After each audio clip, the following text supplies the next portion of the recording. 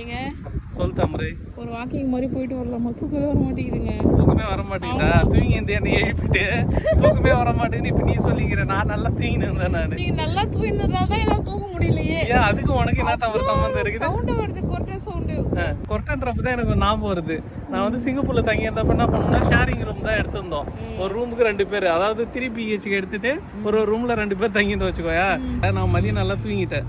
So அப்போ நம்ம night தூக்கம் வராது இல்ல, அதனால வந்து எனக்கு கொஞ்சம் தூக்கம் வரதுக்கு லேட் ஆயிடுச்சு. ஆனால் என் கூட இருக்கிறவங்களாம் தூங்கிட்டாங்க. தூங்கினவங்களாம் என்ன பண்ணாங்கன்னா வேற லெவலில் கொட்டை அடிக்கிறாங்க. எனக்கு அதுக்கப்புறம் தூக்கமே வரல. சரின்ட்டு எனக்கு டிஸ்டர்ப் ஆகி நான் வந்து கீழே உட்காந்துக்கிட்டேன். ஃபர்ஸ்ட் ஃப்ளோர்லேருந்து வந்து கீழே வந்து உட்காந்துக்கிட்டேன். காலையில் அவங்ககிட்ட நான் சொல்கிறேன், என்னன்னா இப்படி கொட்டை அடிக்கிறீங்க எல்லாருமே, எனக்கு சுத்தமாக தூக்கமே வரல அப்படின்னு. அது நாங்கள் கொட்டை அடிக்கிறோமா, நீ கொட்டை அடிக்கிறது எனக்கு கேட்டிருக்கியாடா அப்படின்னு சொல்லிட்டு ஒரு நாள் வீடியோலாம் எடுத்து வச்சிருந்தாங்க. எடுத்துலாம் எனக்கு காமிச்சாங்க. ஆமாம், நான் பஸ்லேயே போகிறப்பலாம் வேற காலையில் 7 மணிக்கே போயிட்டேன் டியூட்டிக்கு. அப்போ பஸ்ஸெலாம் கொட்டை அடிச்சு போவேன் நான். அதெல்லாம் கூட எடுத்து வைப்பாங்க. அதை எப்படின்னா இது மாதிரி வந்து நான் கொட்டை அடிக்கிறேன்றதே எனக்கு அவங்க சொன்னதுக்கு அப்புறம் தான் தெரியுமே. அதே மாதிரி கத்தாரில் இருந்தப்ப என்னன்னா ஷேரிங் ரூம்ல தான் இருந்தேன்.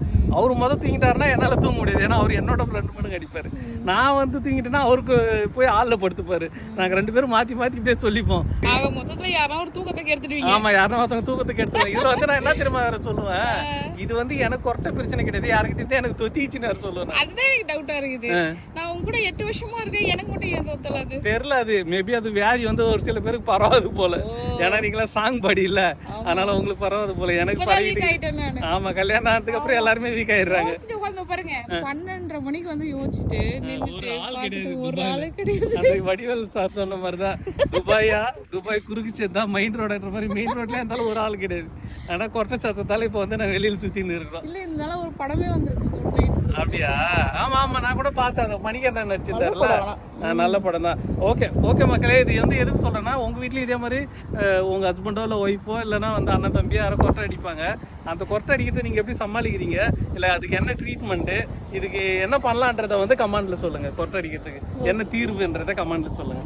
ஒரே தீர்வு டைவர்ஸ் அப்படின்னு பார்த்தோன்னா உலகத்துல யாருக்குமே வந்து கல்யாணமே நடக்காது, கல்யாணம் ஆகியே இருக்க முடியாது. அதாவது ஹஸ்பண்ட் ஒய்ஃபுக்குள்ள அனுசரிச்சு போறதுன்னு சொல்லுவாங்கல்ல, இதுதான் அது. ஆமா, ஏன்னா நான் கொட்டை அடிக்கிட்டே உங்க ஒய்ஃப் அப்புறம் வந்து கல்யாணம் பண்ணும்போது நீங்க எவ்வளவு சேலரி வாங்குறீங்க, எத்தனை வருஷம் எக்ஸ்பீரியன்ஸ், அதெல்லாம் கேட்காதீங்க. இருக்கீங்க ஐடி கார்டு, இதெல்லாம் கேட்க கூடாது. நீங்க கொட்டை அடிப்பீங்களா? அடிக்க மாட்டீங்க. நீ என்ன கேட்ட, குடிப்பீங்களா, தம் அடிப்பீங்களா கேட்டா நான் அடிக்கலாம்னு சொல்லிட்டேன். இப்ப நீ முன்னாடி கேட்டுதான் நான் சொல்லியிருப்பேன் நான் கொட்டை அடிப்பேன் தான் அப்படின்னு. ரிஜெக்ட் ஆயிருக்கலாம். ஓகே மக்களே, இதுக்கப்புறம் நீங்க வந்து பொண்ணுவோ மாப்பிளோ பார்க்க போறீங்க அப்படின்னா உங்க பசங்களுக்கு கொட்டை அடிப்பாங்களான்னு கேட்டுங்க ஒரு முறை. அதால டைவர்ஸ் ஆயிடக்கூடாது. சரி, ஓகே.